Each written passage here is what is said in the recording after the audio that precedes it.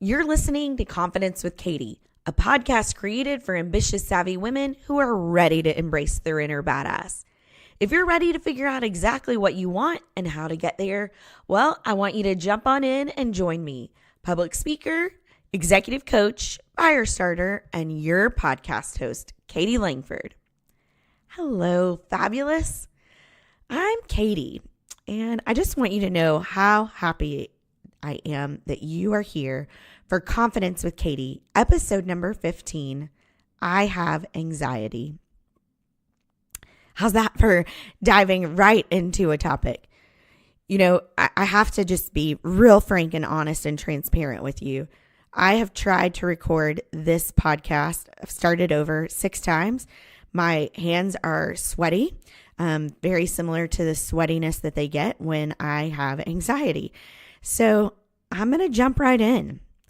My anxiety story is something that I've been wanting to share with you, but it's the topic I've been the most nervous to talk about on the podcast, especially since it's a podcast all about confidence. But I know it's important to be real and to be vulnerable. Thanks, Brene Brown. All of us are being vulnerable now. And the truth is, even though my job is to coach clients to be confident and savvy and ambitious and go after exactly what they want, none of us feel that way 100% of the time, especially me. So today, I want to share a part of my story that doesn't always come up when I talk about confidence, but it is such an important part of my journey to becoming a stronger, more confident person. Before I jump in, though, I want to introduce you to the badass of the week. My badass of the week this week is Guy Raz. He is the host of one of my absolute favorite podcasts, How I Built This. You know, if you're not familiar, How I Built This is a podcast that tells the stories of entrepreneurs and innovators. And Guy has interviewed some of my absolute favorite people, including my shero, Sarah Blakely from Spanx. You know, Sarah was my very first badass of the week in episode number 2. I love hearing how brands and companies came to be, and all because someone had a good idea and decided not to let anything get in their way of pursuing it.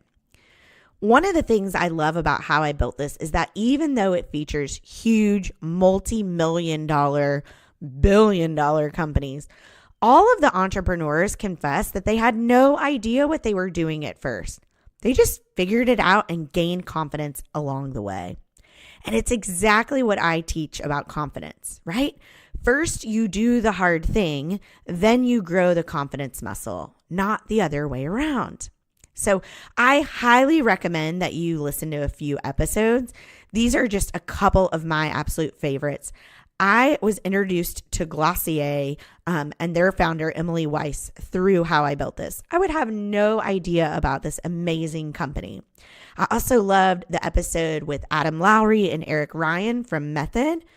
Of course, I have to say that one of the craziest ones that I listened to and just talk about business pivot and life pivot was with Stuart Butterfield from Slack and Flickr.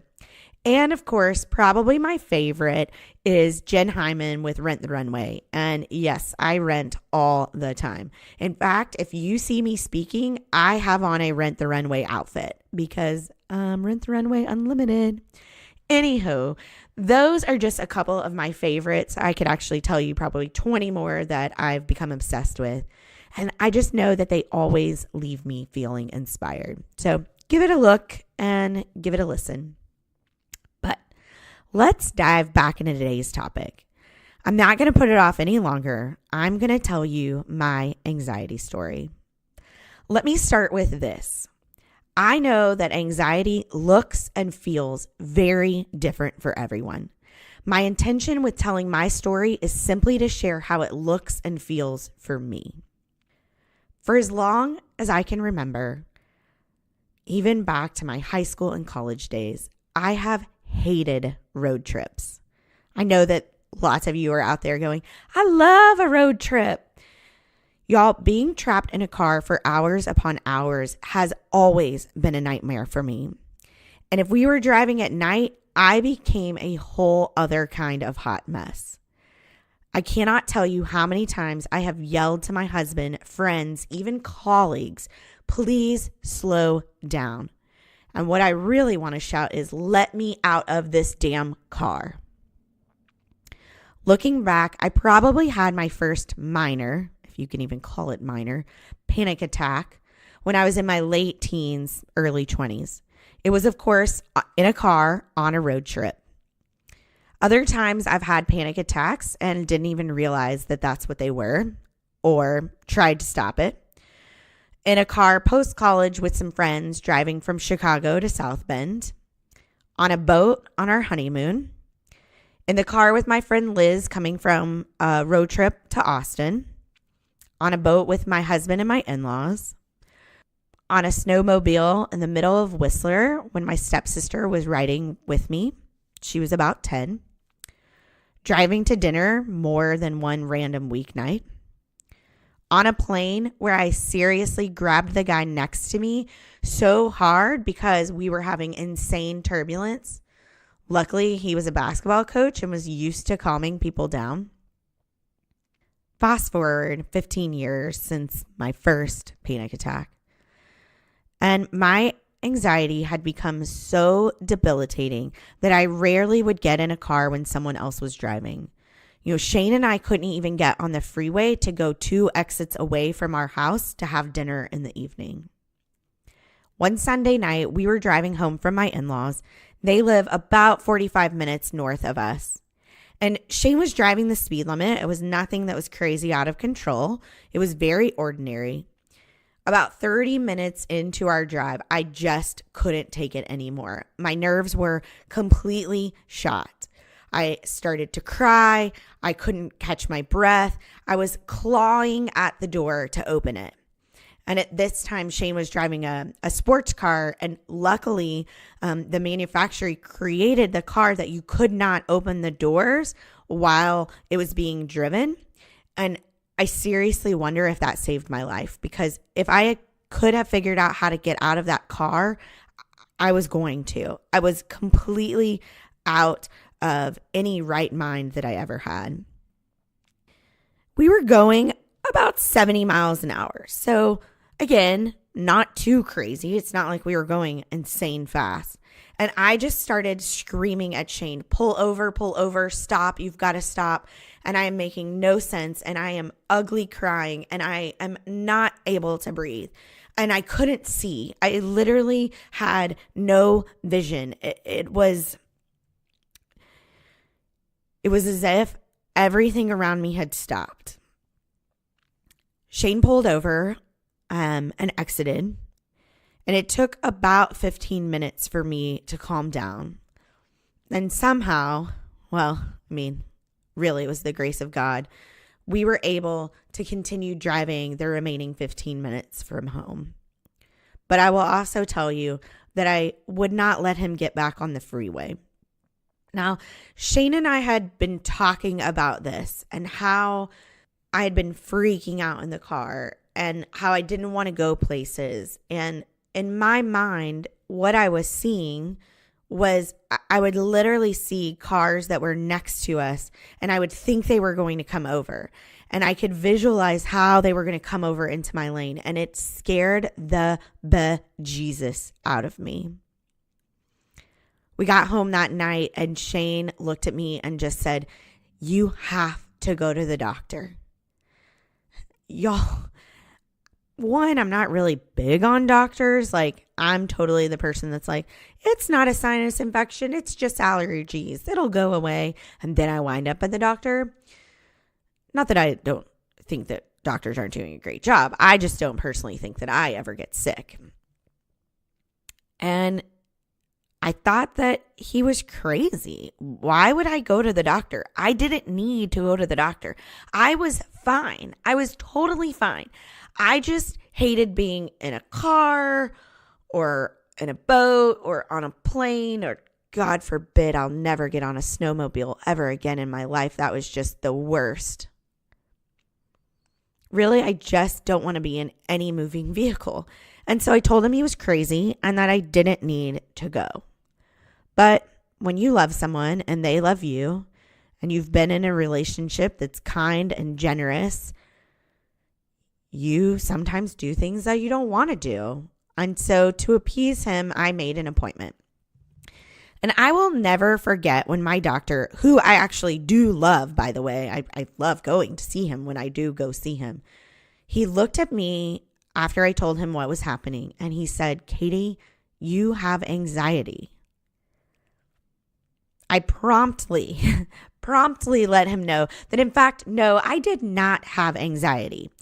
And then I told him that people who have anxiety are people who don't like being in social situations, people who would rather vomit than get up and stand and speak in front of people. I did not have anxiety, right? That was not what I had. And I told him that those settings of being around social situations and speaking in front of groups, I mean, hello, I'm a public speaker, that I was just fine in those settings. In fact, I thrive in social situations. Like it is the gas that fills my engine. And what Dr. Yu looked at me and he said was, "Katie, you have anxiety. Your anxiety is just manifesting differently than you think that it should or than it might in other people." And we started talking about all the way back to my college days and when this first started coming up and how long. And he was telling me that I had created coping mechanisms, right? The clutching of the seat and the telling people to slow down, and that I had just been trying to cope. And yet what was happening was my brain was saying, it's no longer okay for you to cope. And so we're not going to let you cope anymore. We just are going to send you into a panic attack. I looked at him and said, okay, fine. You can say that I have anxiety, but I am not going on medicine. So what do I need to do? I told him that I thought that medicine for this was for people who are weak. It is for people who are crazy. It is for people who don't know how to just buck up and get stuff done. I looked at him and said, Dr. Yu, I am not taking medicine. Mind you, I've been going to this doctor for a while, and we've established a really great relationship and great rapport, and I trust him implicitly. And so we continued to have the conversation, and he looked at me and said, I really believe that you need to try medicine. He was very patient, and he walked me through why taking medicine was the best option for me. So, like I did with Shane, making the appointment, I thought, all right, let's try. I mean, what can we do? We can try. I remember leaving the doctor's appointment, and I called one of my best friends, Angela, and I told her what was happening. And the reality is that Angela had been a witness many, many times to my sheer terror in the car. And she definitely was amongst the people that I yelled out to stop and slow down. And when I told her what had happened and what Dr. Yu told me and the fact that he wanted me to get on medicine, she acted as if it was no big deal. Y'all, she acted as if it was no big deal. She said that she was glad I was taking care of it, and that was it. I asked her if she thought I was crazy, if she thought I was weak, if she thought that this meant that I was a failure. No. She answered no to all of my questions. She told me that it was just like taking care of any other part of my body. Y'all, that is exactly what I needed to hear. And I've probably never told Angela this. So Angela, if you're listening, thank you. Thank you for not judging me. Thank you for supporting me. And thank you for letting me know that it was no big deal. You see, I think the challenge for me is that I had in my head what I thought anxiety looked like, what I thought mental health looked like. And it's still a relatively new thing that people are talking about. 30 years ago, people weren't talking about mental health, except in such crazy, different, I say crazy, that's not the right word, but in very specific situations.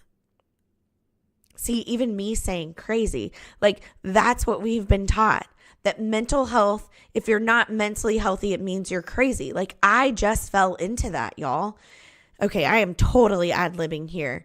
But I want to be vulnerable and I want to be honest with you. And here's the thing. I didn't think that if I admitted that I had anxiety, I really thought that it meant that I was weak, that I was a failure. And so having someone in my life who loved me and cared about me and had been through so much with me, just be able to say to me like, yeah, okay, cool. You're on medicine. Awesome. You know what else happened? I started talking to people because I thought, well, I'm going to just bring this up. Let me just test the water. I had no idea how many people I know suffer from anxiety or depression or something else with their mental health. I didn't know how many other people were doing things, were doing yoga and meditation and taking medicine and acupuncture and all of the things, right? I had no idea. I share this with you because I want to pass on the same message that Angela gave me. It is no big deal. Mental health is something that is important for each of us. And if you are thinking about your own mental health and whether or not you need to talk to someone or need to share your story, I would urge you to do those things. You know, when I sat down and thought about why it was important for me to share this story, I came up with 3 messages that I really want to emphasize. 1, do not be afraid to ask for help.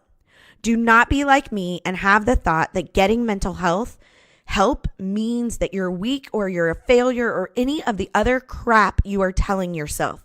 If you need help, go get it. Number 2, I am by no means whatsoever a mental health expert. I am just a regular woman like you who is trying to live her best life. And I want to share this part of my story because it is part of my story.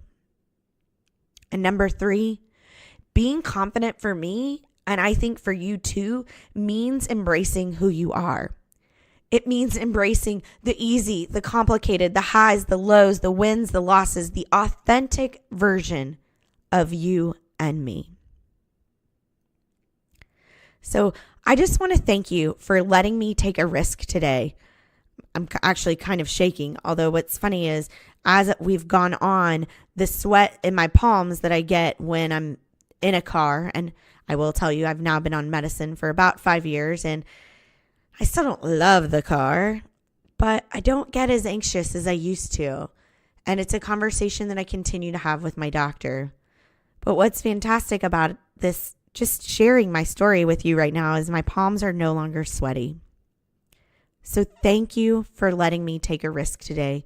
Thank you for letting me reveal just a bit more vulnerable version of myself. My goal is always to serve you and add value to your very important life. And I hope that my story met some of you where you are. If you know someone who might resonate with this story, would you please do me a favor and share this episode with them? Invite them to be a part of this badass community. And of course, if you are loving Confidence with Katie, will you do me a favor? Will you subscribe on iTunes or whatever listening app you use? Will you rate us? Will you leave a comment? Doing all of these things helps us reach more ambitious, savvy women just like you who need to hear the content that we put out. It helps our mission to inspire and motivate and impact the lives of women just like you. Thank you for listening to Confidence with Katie. I hope the episode helped you feel more empowered to take control of your dream life and your dream career. Go start igniting those fires and embrace your inner badass. Until next time, badasses.